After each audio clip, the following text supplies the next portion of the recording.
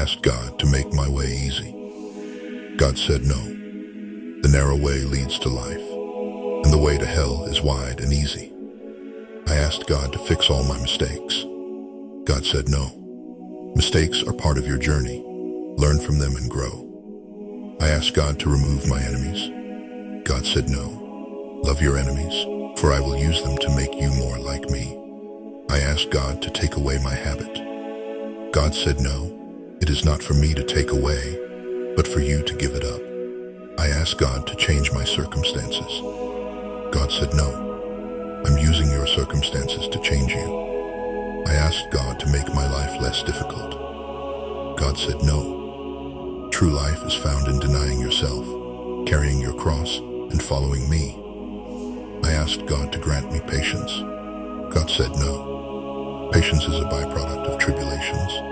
It isn't granted, it is learned. I asked God to take away my weakness. God said no. My strength is made perfect in your weakness. I asked God to give me happiness.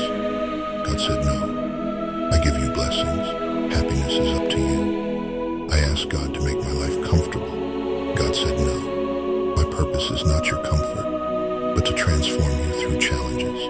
I asked God to spare me pain. God said no. Suffering draws you apart from worldly cares and brings you closer to me.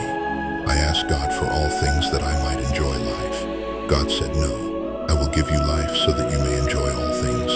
I asked God to heal my body and make me whole. God said no. Your spirit is whole. Your body is only temporary. I asked God to protect me from the storm. God said no. I will be your shelter in the storm.